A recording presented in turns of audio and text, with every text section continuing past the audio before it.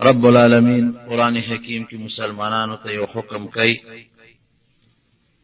اے زما بندگانو ما یاد کې، زه به تاسو یاد کم، او زما د نعمتونو قدر او شکریه وکړئ، او زما د نعمتونو ناشکری مه کوئ. حدیث قدسی د نبی علیہ السلام د الله نه نقل کوي چې الله تعالی فرمایي چې یو بنده ما یادوي نو زه دې یادوم. که څوک الله الله کوي او دې پر خپل جب خپل رب یادوي، دا سوچ دې نه کوي چې زه به د الله یېرم، الله به په ښه یادوي. نو که یو انسان ما یادوي ځان لا، اذا ذکرنی فی نفسی، کدی ځان لما یادی ذکرته فی نفسی، الله وی زیم ځان سره پټ یادوم.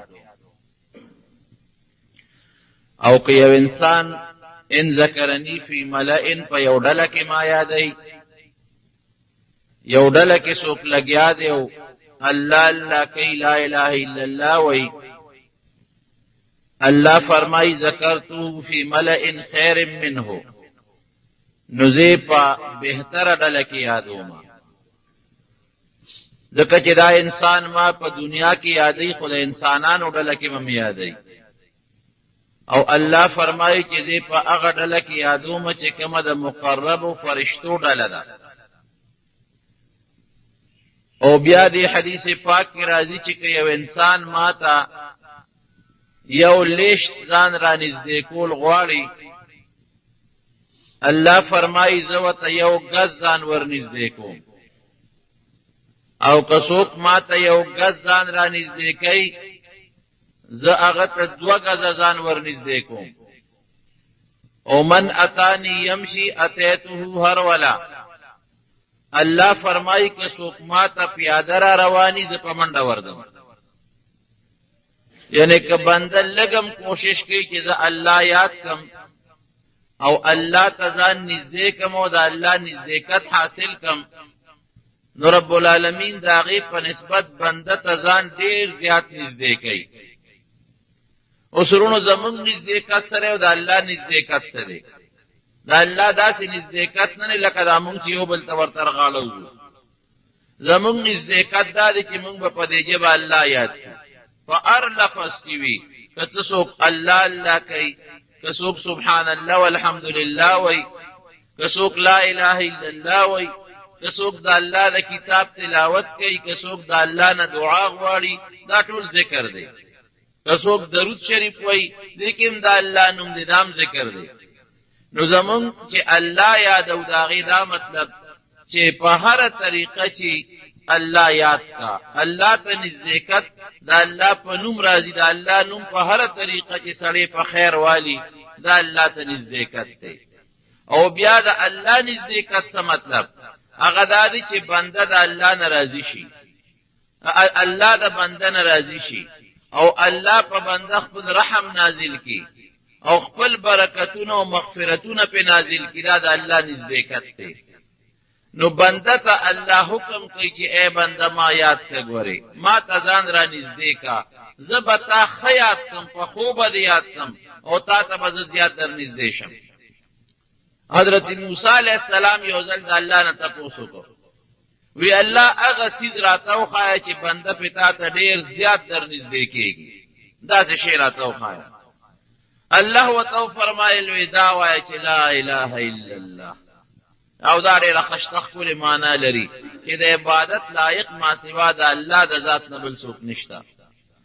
چې موږ د چا بندګي کوو او چا ته سر ښکته کوو، عبادت څه ته وایي؟ غایت التذلل، چې ځان ډېر زیات ذلیله کې،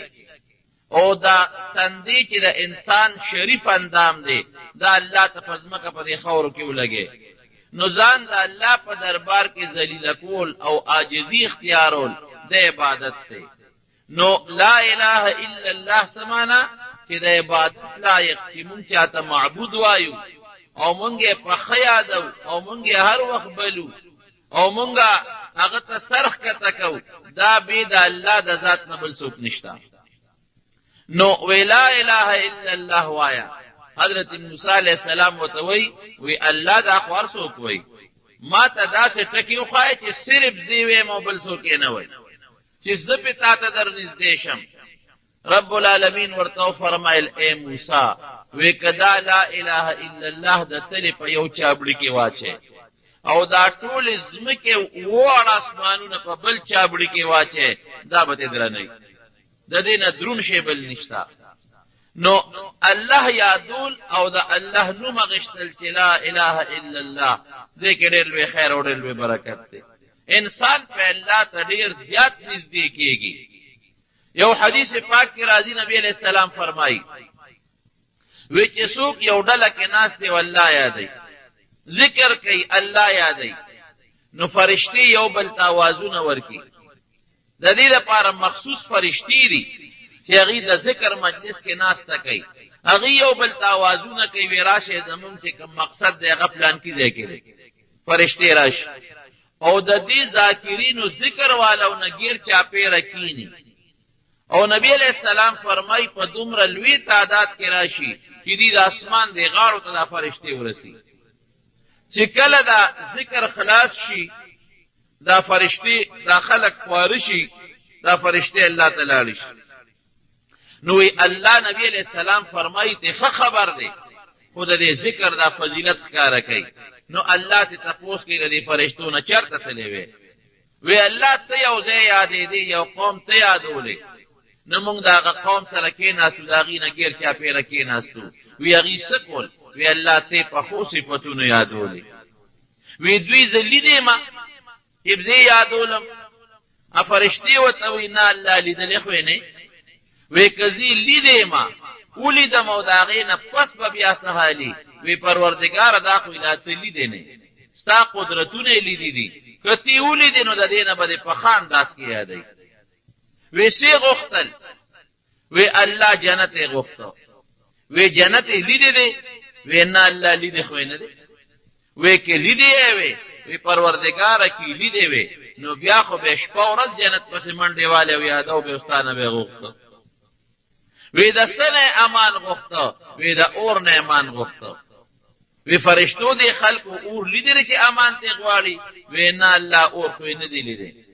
وی کلی دی وی بیا وی کلی دی وی خو بیا به شپوره دی منډه والے استانه به د اور ستا پزات به د اور نه پناه غوښتا وی نورې سغختل وی ستاره زې غوښتا. یو حدیث کې دا لفظ زیات دی وی ستاره زې غوښتا دې زما پر ازا سکی وی الله تا غواړي ستا خوشحالي غواړي وی خطا سو گواهان شه چې دوی سو ودان ول قبول کړ چې څه غواړي او ورکوم څنګه چې پناه غواړي دا غینه پناه ورکوم. دا فرشتي وتوي الله یو سړی د خو پلار تیرېدل د ذکر دی مجلس ته نور راغلی پلار تیرېدل اصفه شریک شو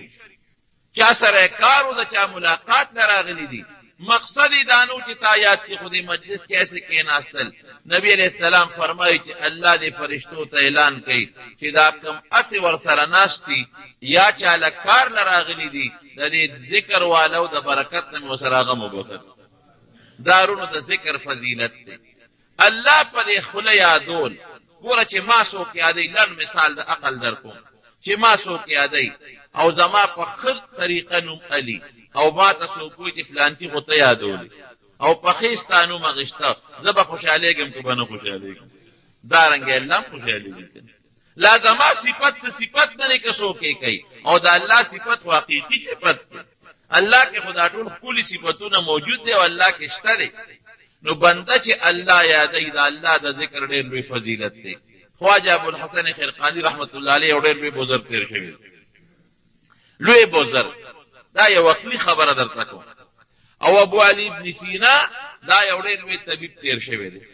ډېر لوی حکیم د خپل زمانه ابو علی ابن سینا او د طب هغه زمانه کې چې طب یونانی به وته وي دا د جړی بوټي والا طب د دې ډېر لوی ماهر او الله ول ډېر لوی حافظه ورکړي و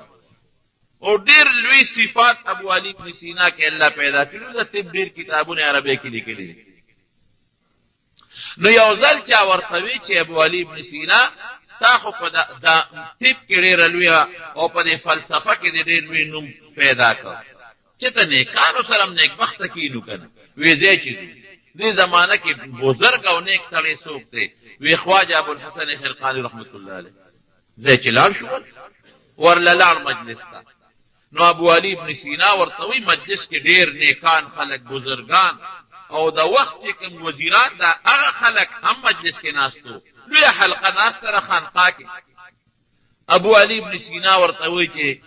چا ورته تعارف وکړي دا صاحب د بادشاه خاص طبیب دی خاص حکیم ابو علي ابن سینا تاسو راغلی دی وی صاحب یو شی د نه غواړم تعالی راغلی ما خو ټول عمر د طب او د جړی بوټي او د انسان خدمت وکړ یو څیز راته وښایه چې هغه زما دپاره تریاق لکه وی مونږ بعد چاله داسې یو دارو ورکو چې هغه له د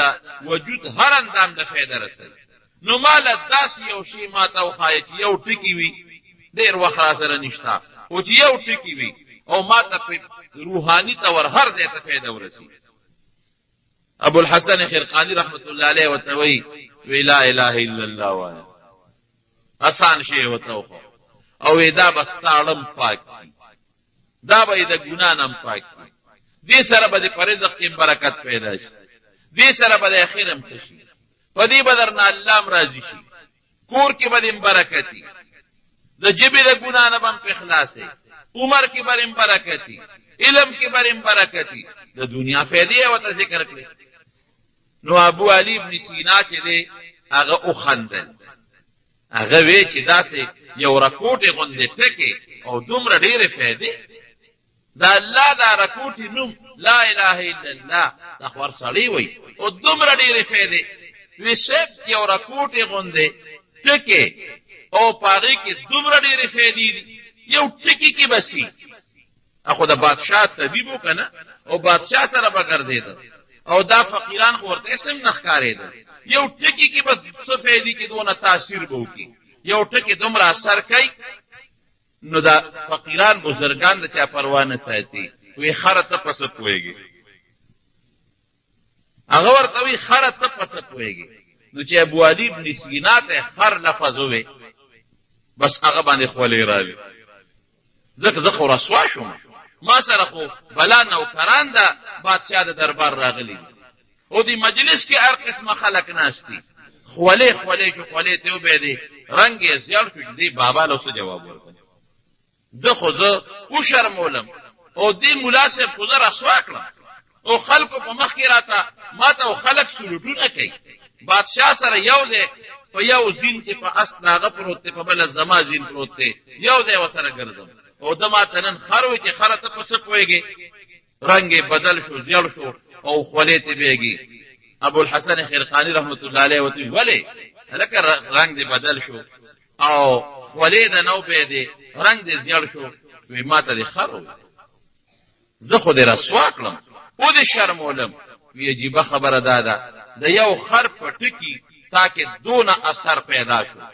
یو خر ټکي د کې دونه اثر وکړ چې رنګ یې د لزیړ کړ خولې یې د نو بیولې او ټکي څه شی دی خر نو چې د الله نوم دې زړه ته ننوځي چې څومره تاثیر به درکې پیدا کوي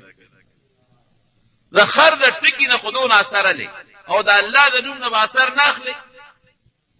چې لوی الله دی او د هغه نوم ته په ژبه والي وی صاحب د الله ستراکه توبه معافي غواړم د الله نوم کې ډېر لوی اثرات دي خو که مونږ پې سوچ وکړو او مونږ پې پوه شو الله نوم چې دی واغش الله درته نږدې کېږي د طبراني شریف یو حدیث کې راځي ما باندې خو ډېر خوب لګي دا حدیث چې چېرته هم د ما د نظر نه لاړ شي یقین و که سترګو نه اوښکې مې ورسره وبهېږي حدیث قدسي دی وی چې څوک یو ځل الله وایي چې څوک یو ځل ووایي چې الله ور الله لفظ ویل د سړي د زړه کې راسي یو لذت او یو خوند پیدا کوي چې څوک یو ځل ووایي چې الله نو پروردگار درې ځله ورته آواز کوي ولې بنده درې ځله هغه الله د خپل آواز کوي بنده څه چلو ولې بنده ولې څه چلو یو ښځه وي ځنګل کې روانه وه او شرمخ په املا چې شرمخ په څنګه عمله وکړله نو انسان خو بیا ځان بچ کوي تختی نو خواره په منډه شو چې دا شرمخ مې مات نه کړي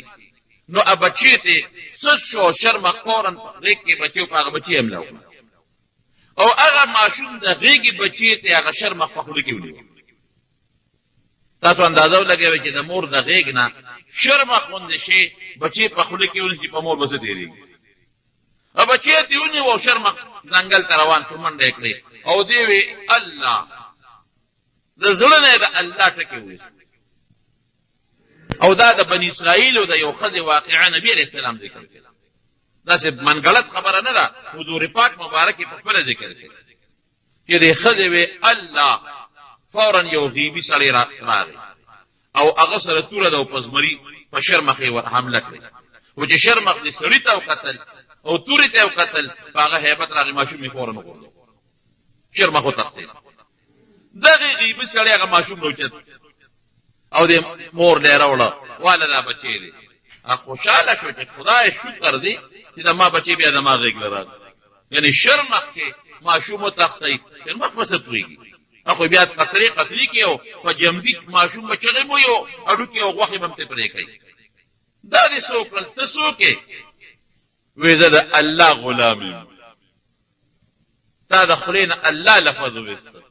فورا ما ته الله حکم وکړ او یو چل یو وخت د الله د نوم تعظیم دی بل وخم کړی دی یاد دي یو د دې وړه خواله او سوالګری आवाज وکړ چې د الله په نوم خیر راکړي نو تا سره اسم نو یوان وړه و د سره اغن وړه د خلی ته چولې وا او شخوند په ولکه غاخونه دې په خخ کړیو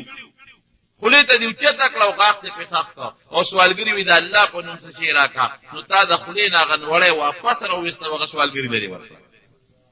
د الله نوم دی واغشته زپری را یو وړه د ته اخرى نو هغه وخت د الله د نوم تعالی لحاظ کو د خلینه دین وړه وستا سوالګری دی ورکړه نو الله به د خپل نوم لحاظ نه کی د شرمخ د زمری نه وړه وستا تعالی درته الله نوم کې ډېر به برکت مونږ ډېر غافل یو ډېر زیات غافل یو په غیبتونو مونږ الله داخله ستړي کړ د دنیا په خبر مونږ الله خلاص کړ یو بل پسې په بد ټول ورځ مونږ داخله ستړي کړ الله په یاد نه او چې الله څومره باز خلک وي چې ظلم په پریشان دي ظلم خپه دي ډېر زیات پریشان دي الله قران حکیم کې دم خو لري الا بذکر الله تطمئن القلوب دا الله په ذکر د فضل کې اطمینان پیدا کړي الله یاد کا لکه به اطمینان پیدا شي د زړه کې اطمینان سره سکون به پیدا شي زړه به خوشاله شي زړه کې هیڅ غم بدی نه پریشانه به ختم شي مونږ نن ټول عمر د پریشانونو فریاد کوو او آسان دم را تعالی په خپل خی اذا ما نوم اخذ کنه دا د پریشانو علاج دي سره پریشانه ختميږي دې سره سکون پیدا کیږي دې سره راحت پیدا کیږي الله سره په جوړ راځي جوړ یو نیک سړی تیر شوی دی په بنی اسرائیل خواجه عبدالواحد هغه الله نه سوال وکړي خدای ماته زما د جنت مرګري وکړي کما خذب ما سره په جنت کې مرګري د جنت یا کم سړی به مرګري د جنت مرګري وکړي نو خوب یولید نو په خوب کې وتعالى او خول چې په پلان کې لیکي او تور حبشي جنیدا میمونه نوم دی خبره په جنت کې مرګري نو سړی خامخاله کې شوق پیدا کیږي چې دا وینم چې د جنت د مرګري به مسینګي نو هغه د تاسو کو خوب کې چې ورته کما پته خولې وا هغه پته پسې دی روان چې ورپسې روان شو هغه کلی تاوره سي تاسو کدلته کې یو چې کما پته وته خوب کې غیبی خودل شوی دا دلته کې میمونه نومې سو خزشتري چې هغه د حبشو د علاقې سره تعلق لري چا وته اوشتا او غشپون کېدا ګړې چيلې سره ولبوتلې دي وی کوم طرف ته ګړې چيلې بوتلې دي وی دې ځنګل ته نو ورپسې دا عبدالواحد سے بغ ځنګل ته لا چې ځنګل ته ورپسې لاړ او سګوري چې ګړې چيلې یو ځای کې سړيږي او دا د یو اون لاندې ولاړه د مونږ کوي دا جنې تور خزر مونږ کوي او ګډ چیلې لګیا دي په ځنګل کې سریږي کوئی چې میو قتل نو دا ګډ چیلې چې په کم ځنګل کې رسیږي خوا کې ورسره دریاب دی او دریاب په دې غاړه شرمخان او زمری نشته. اوس حیران شوم چې خدای پاکه دا شرمخ ته ګوراو ګډ چیلې ته وګوره چې په امن لګیا دي سریږي شرمخ خو د ګډ چیلو سره دښمنی ده دا حمله په ولې نه کوي. شرمخان ځان له لګیا دي چې به رستری یو بل سری او لو به کوي او ګډ چیلې سریږي او ځان له خپل ګیاګانې کوي. نو چې دا حبشي خزه سلام وګرځاو د مانځنه دا شیخ عبدالواحد سے مرتوی ورنږدې شو چې ورنږدې شو اتل اول تپوس کوي هغه په आवाज وکړ د کشف خاوند وا وی شیخ صاحب وی زما استاد ملاقات د وعده دی خو جنت دی دلته څنګه رااله ګوره دا کشف دی بعضی بزرګانو ته رب العالمین کوي. بعضی چیزونه دی چې د انسان ظاهر کې پستر ګناه کاری او انسان ته لوخه دستر کو نه لري وي او پروردگار انسان ته وخی وی زما استاد ملاقات دی خو جنت دی دلته څنګه رااله ویرا بس الله نه سوال وکړو مې چې دا د جنت د ملاقات والا بنده وینم کوئی تپ نور خبره برستو کو دا تاسو نه کومه چې دا شرمخان او ګډ چيله د دې را جوړه د کله راوستره دا خو یو بل دشمنان اجنه وته عجیبه ټکی وای وی چې دا کله نه مخفل الله سره جوړ راوسته دي دا هغه وخت نه د ګډو چيلو د شرمخان ومنس کې جوړ راغلي ما الله سره جوړ راوست الله سره مې جوړ راوسته د دې په خپل جوړ راځي. نو دا الله لفظ ویل چې دا الله نوم اخلي الله الله یا لا اله الا الله یا سبحان الله پدې الله سره جوړ راځي الله په خوشالي. حدیث پاک کې راځي نبی علیہ السلام مبارک مخبل فرمایي وی چې په د قیامت پر ورځ باندې به یو سړی وي چې داغه نیکی او گناهونه به دواړو تللی شي وی نیکی به سپکی شي او گناهونه به درانه شي او گناهونه به سونی نیکی به یو دفتری او گناهونه به یو کم سل دفتری وي او هغه یو کم سل دفتری د ګناه به دون وي وی که یو دفتر راخور کې نو د ازمکه په اسمانونو پیډه کیږي نو چې یو دفتر دومره دی نو دا یو کم سل دفتر به سونه دا برتلی په یو چابړي کې ودا نیکی به په بل چابړي کې نو ګناه به درنه شي او نیکی به سپکش په دې سړی باندې به आवाज وشي چې فلان کې د فلان کې زوی جهنم ته روان شي الله دې اندازه سي आवाज نه وځي وی چې دې کله جهنم ته روان کی پریشانه نبی کریم صلی الله علیه وسلم فرمایي چې دغه وخت کې با رب العالمین आवाज وکړي فرشتو ته ور الله نه یو شی پټ نه دی او د باجی چې الله قدر ښکار کوي فرشتو ته आवाज وکړي وی دا سړی واپس کې ردی او لیکي پاتې دا ولته نو دی را واپس پېکی الله ته به مخامخ کی نو یو رکوټه غوندې پورزه کاغذ بوله الله ورکی وی ها دا کاغذ تا پنه کو کې پاتې دی دا ځان سره واخله ستا دوباره به وزن شي دا نیکی دی پاتې رخدام د لوتل دي دی وی رب ما هذه البتاع پروردگار دا پټه کاغذ شي او ولی می الله رسوا کې یو ځل را باندې په تل شل زرقام کې چې غواله شو فلان کې د فلان کې زویره دوزخ ته روان اوس دې پټي کاغذ سره زمانه کې پنه کو اثر نه پریږدي نو بیا برابر چې غوالی کې چې فلان کې د فلان کې زویره جهنم ته ځي الله به اعلان ورته کوي چې نه لا ظلم اليوم ز ظلم نکوم او نن ورځ د ظلم ورځ نه دا پټي کاغذ درې سنگ چې کېږي دا بدلې کېږي صاحب کو وې دې په نازله را واپس شي فرشتي به را واپس کی او هغه ګناهونه به دوباره ولا هغه یو چابلی کې واچي او هغه یو دفتر نیکی بوله دوباره په یو چابلی کې واچي ا پټي غوندې پورزه بوله په هغه نیکو کې کی او چې تلې بیا د غور کینو هغه نیکی به درنی شو ګناهونه به ستو نو مخکې په د دوزخ اعلان شوی اوس په جنت اعلان وي دا سړی جنت ته روان دی بوئی الله ما هذه البطاقه في هذه السجلات دا دې دومره یو کم سلو دفتر و مقابله کې دا پوټي غوندې کاغذ د سو دومره وزندار کاغذ بعضې سیز رکوټي وي خو وزن یې زیات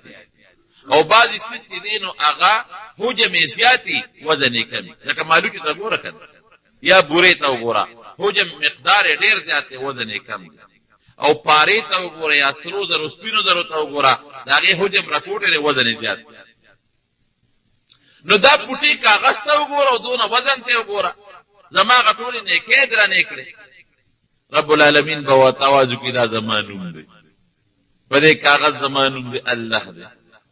او زما د نوم په مقابله کې دا ګناهونه خو څه کې چې دا ټول مخلوق یو طرف ته واچي زما نوم به پې درولي او حدیث پاک کې نو ګورم دقسې راځي د نبي علیه السلام مبارک د خولې وینا ده چې وی د لا اله الا الله د جنت کنجي ده چا سره چې کنجي نی نو هغه یو دروازه باندې کور ته نشي داخلي دی او چې کنجي وسره نو داخليږي نو بس تاسو زړه کې یو خبر راغلی یره دا خو ډېر اسانه خبره یو سړی به الله الله وای او لا اله الا الله به وای بس دا خو به جنت ته ځي دا خو ډېر لوی وزندار شی شو که هر څه ګناه کوي نو کوي که یوه نیکي مو نه کوي نو نه دی کوي ولې ځکه د نبي علیه السلام د خولې مبارک لفظ دی چې لا اله الا الله د جنت کنجي د جنت پې کولاویږي نو سړی د کوي ګناهونه کوي اړو نه دی مونځ کوي او نه دی اودس کوي او نه دی روجې نیسي او نه دی زکات ورکوي بس د الله یو نوم دی اخلي او لا اله الا الله دی وایي وروڼو چې په دې تاسو پوه کړئ یو ډاکټر صاحب له چې سړی لاړ شي مریض د بلډ پریشر مریض مثلا او ته وایي چې زه بیمار یم او ما له علاج زه ته هم پته ده چې زما بلډ پریشر دی او ډاکټر صاحب ته هم پته ده او هغه ډاکټر ورله دارو ورکړي چې دا ستا د بلډ پریشر ګولۍ دي او یقینا هغه دارو هم داسې چې هغه د بلډ پریشر هغه کنټرول راولي زیاتېږي ترې نه دې څه موده پس بیا لاړ ډاکټر صاحب هغه ګولۍ خو خورم ما له خو هېڅ فایده نه راکوي هغه بلډ پریشر خو بیا زما هم هغسې اوچت چلېږي نو هوښیار ډاکټر چې به دې تپوس کوي هلکه خورې څه دې ورته وایي زه خو هر څه خورم مالګه هم خورم په کباب هم نه راګرځم غوړه هم خورم او چې څه په مخه راځي هغه زه خورم نو کو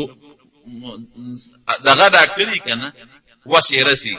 هغه مریض دبالته کې یو څلور پنځه کوته کروبه خدای دې بیا خو بل زما سې وخت خراب او خپل وخت هم خراب د نسخې سره دوه څیزونه پکاري یو پرهیز چې کوم څیز د نسخې ته نقصان رسوي د هغې نه پرهیز وکړي او بل بعضې داسې څیزې چې به ورسره خورې داسې هم نه چې ګنې یوازې نسخه خورې او نوره دې روژه نیولي نه ډوډۍ خورې او نو بل څه کوې دوه څیزونه ورسره پکاري که ته ورسره پرهیز ونه کړې د مالګې نه یا د بل خطرناک څیز نه چې هغه بلډ پریشر اوچتوي هغه نسخه فایده نه درکوي او که نه ته پرهیز هم ورسره شروع کړې او نسخه هم استعمالې دې خوارې خولې ته جرنده والې د بل څه خوراک نه کوې هره ته وي سبزي مبزي خوره او دا شی خوره دا خوره هم نه خورې نو بیا هم نه جوړېږي هله به جوړېږي چې د ډاکټر صاحب د نسخې سره د بعضې څیزونو نه پرهیز وکړي او بعضې څیزونه ورسره وخوري دقه رنګې لا اله الا الله بېشک د جنت کنجي ده لکه د بلډ پریشر چې خپله خاص نسخه وي په دې به جنت ته ځې خو د بعضې څیزونو نه پرهیز به ورسره کوې الله چې کوم ګناهونه خوري د هغې نه به ځان ساتي او که د هغې څیزونو نه پرهیز دې ونه کړه فایده به نه درکوي بعضې څیزونه به ورسره استعمالې لکه مریض ته چې ډاکټر وي دا شی ورسره خوره دا خوره دا خوره نو هغه د استعمال څیزونه چې دي هغه د عبادت دي نو چې الله در باندې کوم عبادتونه فرض کړي دي هغه استعمال کړي او چې الله د کوم څیز نه منع کړي هغې نه به ځان وساتي هغه د پرهیز شو باقي به د پروردګار په لا اله الا الله کنجی جنت ته داخلوي او که دا کلمه کنجي د سره نه که د دنیا نیکۍ کې او د دنیا پرهیزونه کې جنت ته نه چتلی نو د الله نوم کې زما وروڼو ډېر لوی وزن دی دومره وزن چې په یو څیز کې نشته یو حدیث پاک کې راځي وی کم شی چې جمدېرې دی به روانې دي بیږي دی به الله یادوي د الله ذکر به کوي کومې اوبه چې په ډنډ کې ولاړې دی به الله نه یادوي نو روانې اوبه نه څښا کېږي تام پاکوي او چې په ډنډ کې اوبه ودرېدې په یو ځای کې الله ذکر ته ختم شو نو څه موده پس خابین شروع کړي وی کومه جامه چې نوې ده الله به یادوي او چې سموده واغوندي او خیره نشي د الله ذکر بند کی وې کم کب چې په دریاب کې الله یادای نو هغه به مچیمار نخ کار کوي او چې کله د الله نوم یې بند کو دی بجال کې ګیریږي کما مرغه چې په هوا کې الله یادای د جالګر نه او د ښکارینه به الله بچ ساتي او چې کله د الله نوم بند کو نو فورن په جال کې ګیریږي کم بوټي چې الله یادای دی بشین او زرغونی او چې کله هم د الله نوم بند کو هغه سات بدوچی کما میوه د میوي بوټي چې دا الله یادای دی میوي بوټي له الله بار ور کوي کته چې دی بوټي ته خود سره چون بار پټی کیږي ورشه د ځنګل دی بوټي ته وګورې کې دا بار چا پیدا کړ او کم بوټي چې د الله ذکر بند کو هغه بوټي کې میوه باندې پیدا کیږي میوه په کم پټی کیږي دا رنګ زمونږ انسان مثال هم دی کوم انسان چې الله یادای په جبه ځکه به الله د ایمان میوه پیدا کوي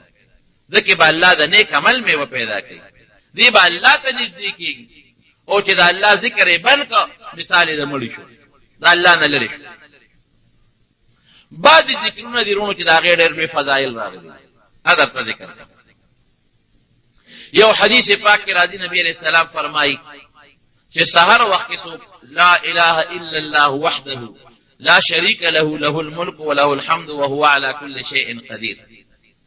ګور هر انسان ته ان شاء الله کې دا یاد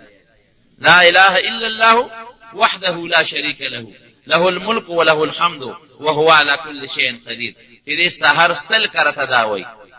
د دې درې فائدې یو فائدہ خو دا ده چې په دغه ورځ باندې د نیک عمل زیاتی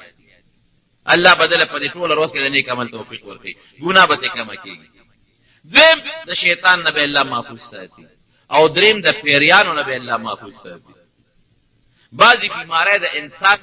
د تچلګي د پیری د وجه نه لګي یا د شیطان څخه چلو کې د انسان په وجود کې داغې نه بعضی بیماری لګي داغه بیمارونه محفوظ شو حضرت فاطمه رضی الله تعالی عنها یو بل لفظ دی درې درش کرتا په مانزه پسې هر مانزه پسې سبحان الله او درې درش کرتا الحمدلله او سلور درش کرتا الله اکبر او دا ذکر د شپې د کېدو وخت کې درې درش کرتا او سار چې پاسه د قصوي حضرت فاطمه رضی الله عنها حضرت علی رضی الله عنه لګل نبی رسول الله ودا سے کارو کې تلال شه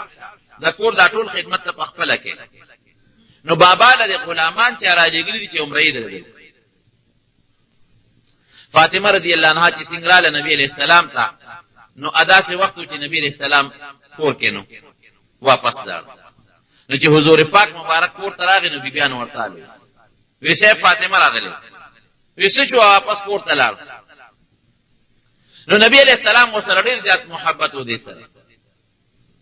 نو حضرت فاطمه رضی الله عنها کرا نبی علیہ السلام لا حضرت علی سے د دې حدیث په لراوی او ادا سے وخت راغی چې مونږ بس ماسوتن او دکېدو وی نبی علیہ السلام مبارک کړه نه وت مونږ ورته پاسې دوی چې مپاسه او راغی زماو د فاطمه په دامیاس کې کېناست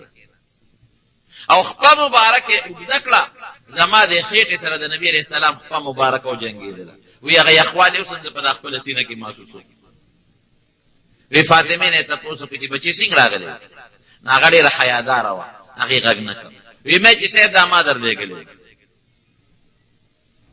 سره علیګلې و وی شپ دا پکور کې आवाज را جارو مګي جارو وی په کور کې نو ټوله جامې د دوړو د خورو ډکې او میچنم په خپل لاس تا وای نو د میچنې د تاولو د وجنه په لاس کې ګوټي پیدا شوی او یسب زمو د یو بستر ده دا چې پیوس مونږه سکناس اغم د یو ساروي سرمنده نو د شپې په مونږ او د کېګو او دروازه بیا استواچ نو غیا پېستا چو نو ما دا درولې ګل زه خبر شوم چې تاسو د غلامان او مریان را لګري دي نو دې له یو مری ورکی نو دې سره بلاکار خدمت کوي نو په دې بلګا سانتیا راشي ګوره د نبی علیہ السلام سونه محبت او د خپل لور سره او هر انسان دا غواړي چې ما په لور دې راحت راشي نور خلک خپل کار کوي چې ما لور پر راحت لیکن حضور پاک مبارک وته فرمایي وی بچي او خشي درته نه د دینم خشي وی بابا او خایا وی چې کله ودکیږي نو درې دې شکرته سبحان الله وای درې دېرش کرته الحمدلله وایه او څلور دېرش کرته الله اکبر وایه او چې کله پاسې بیا داسې وایه. او یو بل حدیث کې یو راوي ذکر کوي چې داسې متوخل چې هر مانځه پسې هم وایه وی دا ستاله د خادم نه بهتر دي. څه مطلب؟ لکه کوز زه یو نوکر او یو خادم درکم ته به پرې ډېره زیاته خوشحاله شي چې شکر دې ماته یو غلام او یو مری او یو خادم میلو شو. وی دا کم تسبیحات چې درته موقول او دا وی د قیامت پر ورځ به پروردګار تعالی په دې دومره اجرونه ثوابونه درکړي په هغې به دومره خوشحاله چې اوس د دې خادم او د غلام د مری په هغېشتو به دومره خوشحاله نه شي. دا پیغمبر علیه السلام خپلې لور ته وښود او بچې خفه کېږه ما د بدر یتیمانان دي ماله مریان بېشکه راغلي دي خو هغې ستا نه زیات محتاج دي دا مریان به هغوی له یو د حضور پاک انصاف څومره او دویم خپلې لور ته چې کوم تسبیحات وښول دې ته تسبیحات فاطمي وایي زمونږ د طالبانو ته تسبیحات فاطمي وایي دې کې ډېر لوی خیر او ډېر لوی برکت. لا حول ولا قوة الا بالله. بعض خلک یو ځای کې سبحان الله والحمد لله ولا اله الا الله والله اکبر ور یو پکې لا اله الا الله زیات او بل ورپسې ولا حول ولا قوة الا بالله زیات لا حول ولا قوة الا بالله دا یو ذکر دا دې ډېر فضیلت ول اول د تمانو لا حول د شیطان نه او د هر قسم ضرر د مخلوق نه انسان نشي بچ کېدی او د ولا قوة او په عبادت باندې طاقت نه ملاويږي الا بالله دا دواړه سيزونه د الله په ذات او د الله په توفیق ملاويږي. د شیطان نه د دشمن نه د پیرینا او د هر قسمه ضرري سیز نه بغیر د الله نه بل څوک نشي بچ کولی او طاقت او قدرت درکې بغیر د الله د ذات نه بل څوک نشي پیدا کولی. دا لا حول ولا قوة الا بالله معنا څومره ښکلې معنی. حضور پاک مبارک یو ځل په سفر روان یو صحابي ورسره په اس شاته په اوښ شاته ناست نو هغه صحابي وی لا حول ولا قوة الا بالله. نبی علیہ السلام ته دا کلمه واوریده نو نبی علیہ السلام مبارک ورته فرمایي وی لکه ډېره ښکلې کلمه دې وی دا د جنت د خزانو نه یو خزانه ده. او یو بل حدیث کې راځي دعا یا او په یو کې او یا راځي چې لا حول ولا قوة الا بالله دا او یو بیمارو علاج ده او یا بیماری کمی دی وی پدې کې وړه بیماری کې ده هغه غم دی چې انسان ته سبب نه معلوم کېده لکه مې وجه راغلی بے سبب غم کې سړی ته پته نه لګي او پریشانې دا په هغه او یو بیمارو کې پټینه بیماری هغه یو کم او یا د دې نه غټي بیماری لا حول ولا قوة لدې علاج. نو کدی یو ذکر ټول هغه وایو او دام وایا سبحان الله والحمد لله ولا اله الا الله والله اکبر ورټول ذکرونه پکې جمع شو هغه سبحان الله والحمد لله والله اکبر پکې جمع شو او د لا اله الا الله ولا ذکر پکې جمع شو او ورپسې ولا حول ولا قوة الا بالله ولا ذکر پکې نه. د دې وجه نه صلات التسبیح کې 300 کرته دا کلمه سبحان الله والحمد لله ولا اله الا الله والله اکبر او یو روایت کې وسره ولا حول ولا قوة الا بالله مشتا او صلات التسبیح طریقه خو بتاسو ته اکثر مرګرو ته یادې چې او کې او دا کلمات پکې 300 کرته وي. نو نبی علیہ السلام مبارک خپل تر ته حضرت عباس تقول دي وی لس قسم گناهونه بدل الله معاف کړي واړه گناهونه لوی گناهونه پټ گناهونه ښکارا گناهونه هر قسم گناهونه دا بدن پروردگار معاف کړي. نو چې حضور پاک مبارک کوم کلمات خپل لور ته خي او خپل تر ته خي په مینه وته خي او د فائدې سيزونه به کوي. نو رب العالمین قرآن شریف کې فرمایي چې اے زما بندگانو اذکرونی ما یاد کړئ اذکرکم زب تاسو یاد کړئ که تاسو ما یادوي زب تاسو یاد کړئ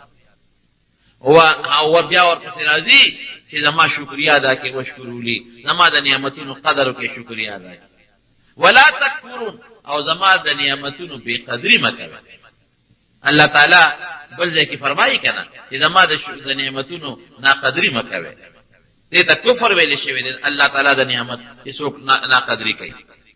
الله مونږ له ډوډۍ راکوي مونږ له جامه راکوي مونږ له بچی راکوي مونږ له پیسې راکوي مونږ له عزت راکوي. نو پکار دی چې په دې نعمتونو مونږ د الله شکریا ادا کړو. د الله د ذکر په خپل شکریا ده. یسو کوئی الله الله الله الله یا لا اله الا الله یا دا نور کوم ذکرونه درته مو خول دا په خپل د رب العالمین شکریا ده په دې د الله تعالی شکریا ادا کیږي صحابه کرام چې په قلم نبی علیہ السلام دراله او پیغمبر علیہ السلام مبارک سره بکې ناستل او دا غینه به تاسو کو چا به سیب د بچو پریشانی مې چا به سیب فلان کې پریشانی مې چا به سیب پیسې ډوډۍ دولت را سره نشتا نو نبی علیہ السلام مبارک ټول ته ذکرونه کولې او مختلف ذکرونه چاته لا اله الا الله ذکر کولې چاته لا حول ولا قوه الا بالله ذکر کولې او ټول ذکرونه کې الله یادېږي نو د موږ علماء ذکر چې د ټول خلاصه د الله ذکر دی الا بذکر الله تطمئن القلوب خبردار اے بندگانو دا الله په ذکر دا الله په یاد دا په ځل کې اطمینان پیدا کیږي تطمئن القلوب ځل کې سکون پیدا کیږي او ځل په خوشالي او نن غره د دنیا چې څومره مرزونه او بیماری دي دا د ځل پریشانه دي پیسې بخل کو سره دي بنگله بیوی موټر بیوی زمون بابا جی جمدی یو ساړی ولا را دا غنوم د تناخ ممکن د بازي مرګري پیږي هغه زمانہ کې ډېر مالدار سره وسره کې ناست ویسب زرا غلي مولوی ذات پریشان ډېر پریشانی مې او ما ته اوراد او کلمات او خایو دوام راته کې د پریشانی به ختم شي ویسب چې دا خیال درانه کیږي نه پیسو تاریانه هغه زمانہ کې د فلانکو چې دا قصې پیسې نه وي زما دا په خور کې ولا تورست چلی دي زما دومره تورست چلیږي جیداد مم دیو کارخانه مم دیو د دنیا دولت اور سمشتا او ډیر زیات نوکران مې دي او ډیر زیات پریشان د شپې چې سملم د زو سره ناس کوم دا زما مخ کې خبره ده وې دومره لپه ګولې خو او ما غرمه بیا خوب ناراضي دومره کپه ګولې خو ډیر زیات پریشانی مې ډیر زیات هغه وتا هغه سره اوراد خو وینا وای غالبا 2 یا 3 ورځې پس به اخبار کته هغه سړی د اٹک د پول دنګلی خودکشي کړي اخبار لیکلو چې پلان کې د اٹک د پول نه ټوک پروځانه مړ دا پریشانه ده ډېر زمانه کې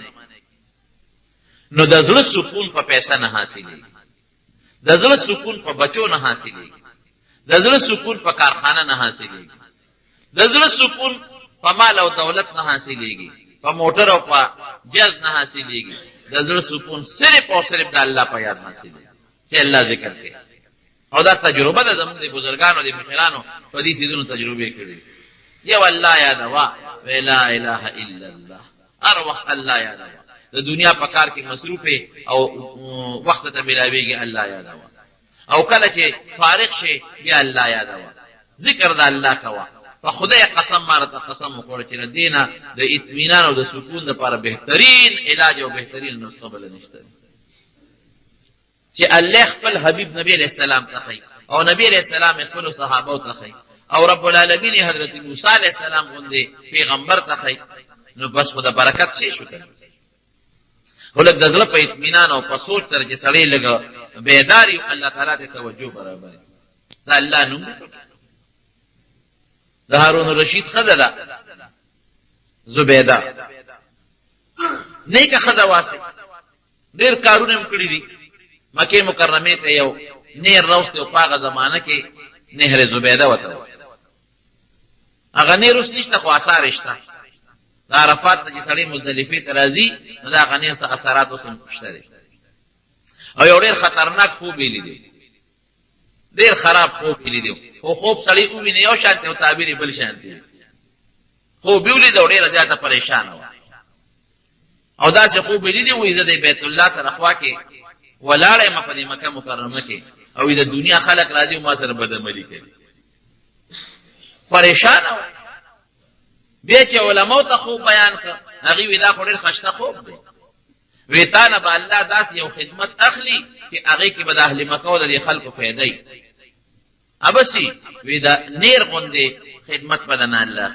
دې خلکو له بتو برا پیدا کړي بس هغه پزله کې الله واجب انجینران او خلک یو لګولو د دنیا نه برا پیدا کړل هغه مکه مکرمه ته راوستي چې کله به حج دراتله کنه اعلان به وکړ وی چې څوک غریبانانی وسې نه کېږي مال به حج راځي به بوله ما سره به وزید داغي خرچه د حج سونه د خوا ابدي پخپل کول او غلامان او مریان او پکور کې مریان غلامان زر مریان غلامان وینځي د دې داسې وي چې د قران شریف حافظان وي او مغه وینځي او مغه الکان چې کوم غلامان پکور کې خدمت کو کوم وینځي د قران حافظان وي تاسو به جاروم وخه قران بم تلاوت کوي مال به کټویم په خو تلاوت د قران شریف بم کوي چې کله املا شو چې په خوب جوړي وی زبیر الله سره سوکل وی شکل الله ته ور مخامخ شوم نو ماته وی چې زبیر نیکه قدرت راځي دي او ډېر صدقې لیکلي دي او خیراتونه دي کړی دي او ډېر خلک دي حجونو لمروسته دي دا خو کما د بادشاہ د ترلور نه پیدا کړي او د بادشاہ کور کې په بادشاہ مې نه واده کړي دا یې سم تانو شو ټول او زما د برکت واقعي کدا د طالب وینم جواب ورکړي او ماستر کې درکړې وي ما خپې درکړې وي ما عقل او دماغ درکړل نو ذکر دار سکي کما چې ته پودری پیدا کړې بیا دار سکول وی بس اورا پیدا مودا وجود می پر پیدا هو چې الله غر کړو دا سوچ وینا سما د نوم یو ځای کې تعظیم دي روړې دراغشتي ون وړای اواله خلی تا چول او دې کې مؤذن باند وی الله اکبر نو تا اغن وړای را واغشته واپس ته پکاسه کې خونه او لوپټه دې پسر سمټ لوپټه نه پریوته زما د نوم عظمت ته کلو پټه دې پسر سمکړو نوړې دې واپس کې خونه نو چې لو پټه دې سمکړه نو واپس دې نوړې خوړه زما د نوم احترام دې کړې پاغې دې بخم د جنت دا الله نوم کې ډېر لوی کمال عبد الله ابن مبارک رحمت الله علیه زموږ د حدیث او استاد او د بزرګانو په طریقو کې د سلسله کې ډېر وی پیرم تیر شوی زموږ د بخاری شریف په حدیثو کې سند کې رد ذکر راځي په ترمذی شریف کې رد راځي په نسائی شریف کې رد راځي ډېر لوی بزرګ دا حدیث دومره خدمت عبد الله ابن مبارک کړی چې سړی حیران شي چې خدای سونه لوی خدمت وکړي او د ماشوموالي نه پاک روان دومره پاک روان چې د خپل مبارک چې د یو امیر د باغ خادم باغ کې به خدمت کوي دا غامر یو ځل میلمانه راځي دا هغه میلمانه بوتل وی راځي چې بوم زما باغ کې بروړې وو باغ ته بوتل نو دې مبارک ته ورشي ونار رو شو کو د چې انار رو شو کو راوړم نو غټ انار وکړ تکسو چې ماته ک اتریو او دې امیر صاحب د خپل میلمنو تر د خپل نوکر ډیر صفات کړ وی زما ډیر قابل نوکر او ډیر خوشیار دی ډیر پوی دی او زما د باغ ډیر خدمت کوي هغه انار تریو ورشه بل راوړ چې بل راوړ ماته کام تریو ورشه بل وګوره چې بل راوړ چې هغه وخت هم تریو هغه امیر صاحب هغه خپل نوکرانو ته هغه میلمنو ته ملامت شو چې تاسو پرې د صفات کوم نه چې هغه تریو خو غلار نه پیږي دی وته غوسه شو د امیر صاحب وی په باغ کې لګي خدمت کوي او د ابو ریتان حل کړی دي او ته پکې خو غو تریو نه پیږي ملامت رکړم کم وخت او د شرمونه وی سیب زه خو تعالی د باغ د خصمانی لپاره مقرر کړم دی له خونه کې د پکې خو غوتري وګورو ولې تر انار نسکی وی قسم دې کتر په دې خپل ژوندۍ کې مې د ساده باغ د انار دانم دې جبل لري او نن څنګه سوایو مونږ خو چې په کم ځای کې کم کاکا کې نه ونه بس هغه څه داغه دي وی خو د باغ مالی مکه نو دې خوشاله ملمنو ته سترګې اوچته شو چې دا ډېر اصیل سړی چې ملمانه لاړل نو دې امیر صاحب دا مبارک راوخته وی تاسو زما ډېر لوی حیا راوسته یا اول خو عزت شم چې بیا غستا دینداری ښکارا کړو زما ډېر حیا دې راوسته ته دومره خسړې داسې مهرباني وکړي چې زما لور د وغه ته په نکاح کو وې زه خو دغه نوکر سړی ما ستا لور په ما سره څه گزارو وې نه بس زما لورم نیکه جنې ده د نیکه پاغم ختمه او هغه نیک خاون ما وسره مشوره کړې خیر هغه لوري ورته په نکاح کړه ته څو در خو دې ته مختصر چې لوري ورته په نکاح کړه او دا پړومبه شپه د واده دې مبارک لراله نو دې مبارک ولا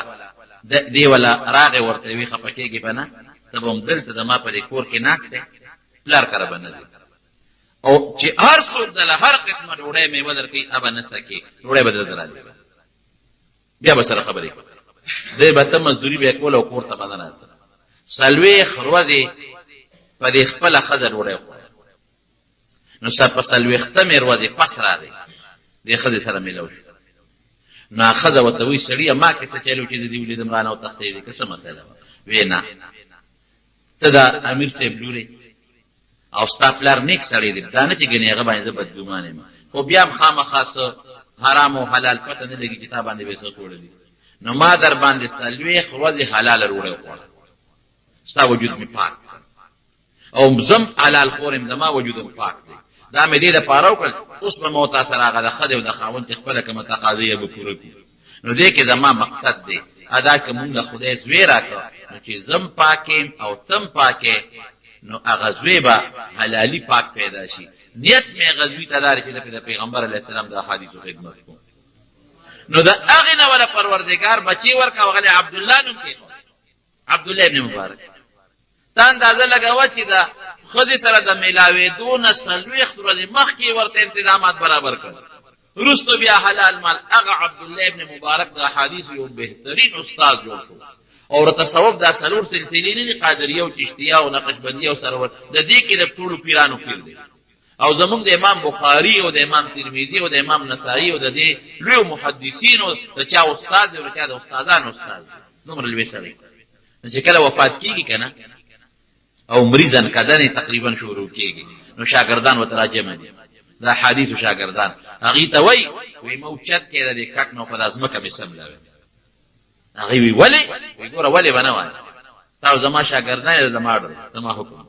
موچت کې په دا خاوره مې سملوي نو استاد حکم ونه او دې سپینګیري بوډا دی غریب لاسونه یې هم رپي او خپې هم رپي نو هغې اوچت که په ډېر محبت او په مینه او په ځمکه یې سملو د هغه بسترې نه او د هغه بالغ نه نو چې په ځمکه یې څنګه سملو که نه نو دا خپله ګیره او دا مخ یې د خاورې پورې پیوست کړل او چغې کړې الله یا الله ما سره به څه کې الله ما سره به څه کې زه به تا سره میلاوېږم هېڅ را سره نشته پروردګاره ستا دا نوم را سره دی دغه سپینه ګیره را سره بل څه مزه نه وی شاګردانو په چغو چغو په ژړا شو چې دا د احادیثو استاد او دا د دې بزرګانو پیر او د دې حالت ته ګوره خدای موږ به څه کوو خدایا یو دا ستا نوم دی را سره الله او دغه سپینه ګیره ده دې خاورو پورې درته مګم بل را سره څه شته نه چې دې تا راله مسلمان چې پړه کې یو صحابي نه نبی علیه السلام مبارک اورېدل د الله نوم وی الله ځان ته یې رانږدې کړ او پیغمبر علیه السلام په دې تندي باندې ښکل وی ستا الله رسوله ما خو څه نه دي کړې او نه مې څه نیکي کړې تا ځان ته ولې رانږدې کړم وی د الله په د الله چې دی اوې زما د زړه کې دی د الله نوم رادننه واقعي د الله نوم چې سړی په محبت او په مینه والي هغې کې ډېر لوی برکت او ډېر لوی خیر نو مونږ الله پیدا کړي رزق زمونږ د الله د طرف نه دی ژوند د الله د طرف نه دی مال د الله د طرف نه دی عزت د الله د طرف نه دی مرګ د الله د طرف نه دی بچی د الله د طرف نه دی او مونږ ته بار بار حکم کوي چې ما یاد کړئ نو پکار دي که مونږ بیا هم په دې هم د پاسه مونږ الله نه یادو مونږ ډېر بدقسمت او بدبخته به یو تا نه منې کوي پروردګار خپل د دنیا کار هم کوه خپله ډیوټي دې هم کوه خپله زمینداري دې هم کوه خپل تجارت دې هم کوه خو الله مه هېروه که الله دې هېر که نو ومن اعرض عن ذکري فان له معیشة ضنکا چې څوک زما د یاد نه غافل شو زه یې هېر کړم نو د دنیا دا ژوند به ورله تریخ کړم ولې دا د دنیا ژوند ته مراد دی ونحشره یوم القیامت د آخرت دویمه خبره ده ونحشره یوم القیامت اعمى د قیامت په ورځ به د قبر نه ړوند باسي او د دنیا ژوند به تریخ کړم تریخ څه ته وایي دې مقدمې پسې منډې وهه هغه دشمنۍ پسې منډې وهه هغه اسپتال ته منډې وهه دا تریخ ژوند دی که نه پریشانه پروردګار زمونږ په ژبه د الله نوم او ذکر جاري کړي دعا وکړي الله زمونږ په ژبه خپل ذکر جاري کړي زمونږ په زړونو کې پروردګار خپله مینه واچوي خدای مونږ د غیبت نه د چغلو نه او د مخلوق د بدو نه وساتي په دې ژبه خپل نوم جاري کړي